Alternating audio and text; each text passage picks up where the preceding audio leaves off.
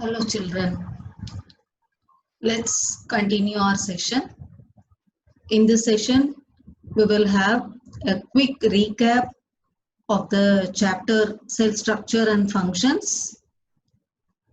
We will revise whatever we have learned in the last session and then we will continue the chapter. We have learned that while observing onion cells under a microscope, we may notice some blank looking blank space which is occupied by a membrane bound structure in the cytoplasm is called as vacuole. And vacuole, it could be single and big as in an onion cell. That is, in plant cell, vacuole is single, or it may be it is few in number and it is big in size. And if we observe in cheek cells, that is in animal cell have smaller vacuoles, but they are many in number. So from this, what do we understand? That is, animal cell have large vacuoles, or we can say large vacuoles are common in in plant cell. Large vacuoles are there, or large vacuoles are common in plant cells, and in animal cells vacuoles are much smaller and many in number. Vacuoles in animal cells are much smaller and many in number. And if you see this vacuole, this fluid filled membrane bound space, what we call that as vacuole. See in this figure shows the plant cell, because inside the light blue color, what is that vacuole? Big vacuole is there. But in animal cell, vacuoles either they are absent, or if present, then they will be small in size and are temporary. In plant cell, vacuoles are large and permanent, and the outer membrane of the vacuole, what we call that as tonoplast, and vacuole is filled with fluid cell sap. Then what are the functions of vacuole? Vacuole provide turgidity and rigidity, and also they store substances. Then there are several small colored bodies which are scattered in the cytoplasm. If we see that leaf cell, these we can see that many colored bodies which are scattered in the cytoplasm, what we call that as plastids. And plastids are of different colors. Some of them contain green colored pigment, what we call that as chlorophyll. We know that the chlorophyll gives green color to the leaf, isn't it? So green colored plastid are called as chloroplast, and they provide green color to the leaves. Chlorophyll in the chloroplast of leaves is essential for photosynthesis. So plastids only found in plant cell. That is why if we observe leaf, then we could find that colored bodies get scattered. Got it? So plastids are found only in plant cell. They are of three types: leucoplast, which are colorless plastids. So colorless plastids are called leucoplast. Colored plastids are called chromoplast, and green colored plastids are called chloroplast.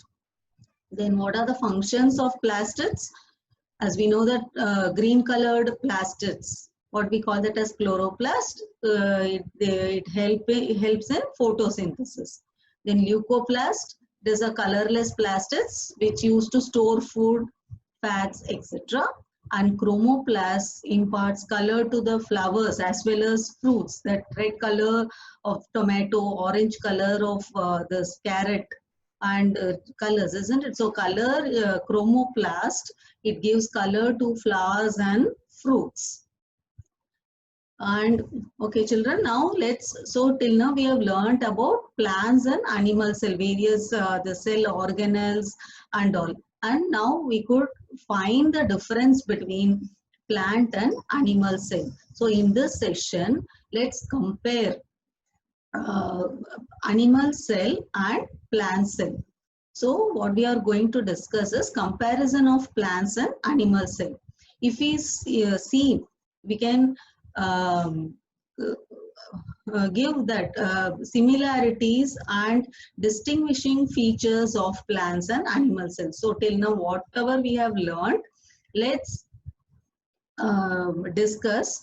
Well, let's compare plants and animal cell. Comparison in the sense both we will discuss about what are the differences between plant cell and animal cell, as well as we will compare what are the similarities are there between plant cell and animal cells. First, let us differentiate between plant cell and animal cell. If you take that cell wall, the difference between plant cell and animal cell is animal cells. First, if you see the shape, animal cell mostly they are round in shape, whereas most of the plant cells are rectangular in shape.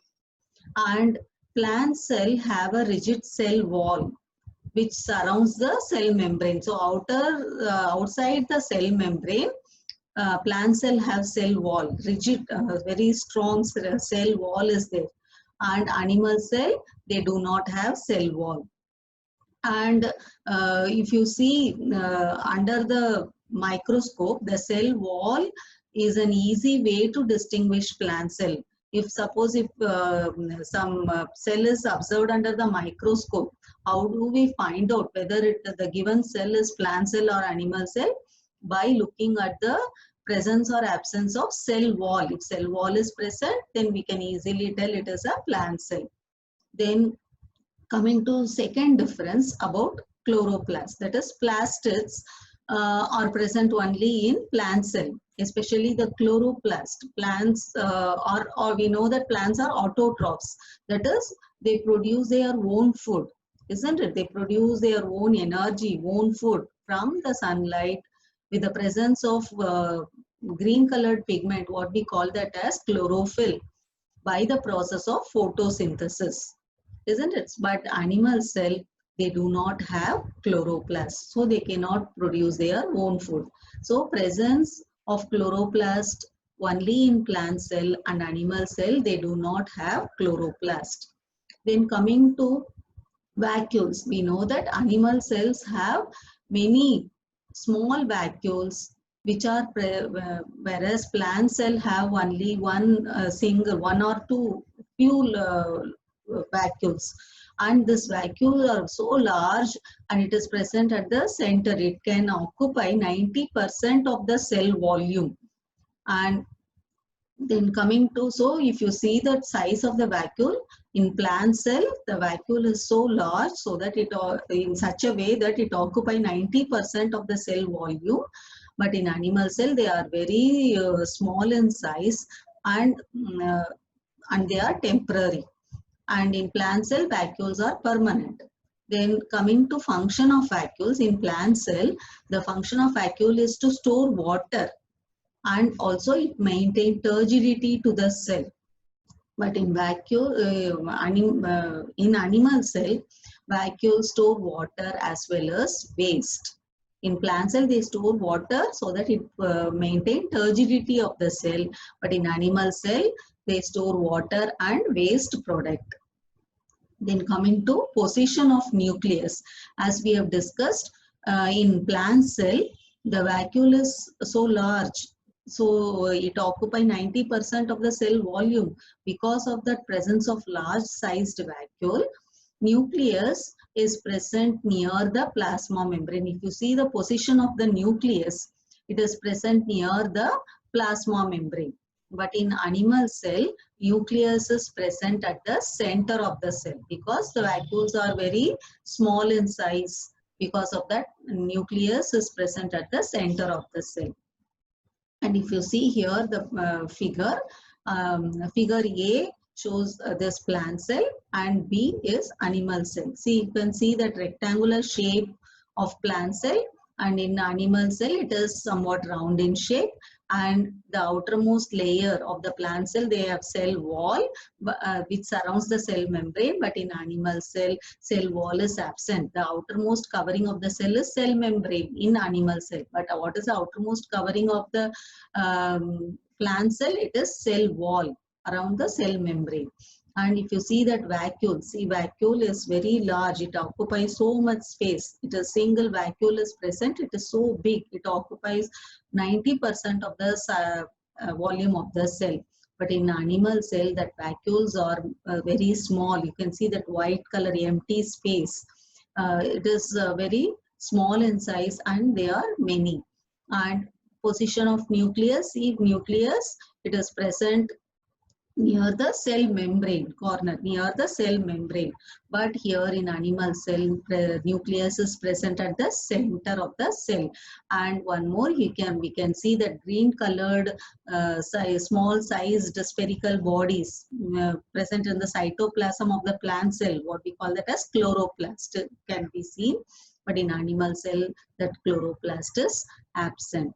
So from that we can find the difference between animal cell and plant cell. So finally we can conclude animal cell, they are generally small in size or round in shape, and plant cell, they are usually larger than animal cell, and they are rectangular in shape. In animal cell, cell wall is absent. In plant cell, cell wall is present. And in animal cell, vacuoles are small in size as well as many in number. And in plant cell, vacuoles are larger in size and very few. One or two only it will be there. And animal cell, the plastids are absent. But one exception is there, like protozoan euglena.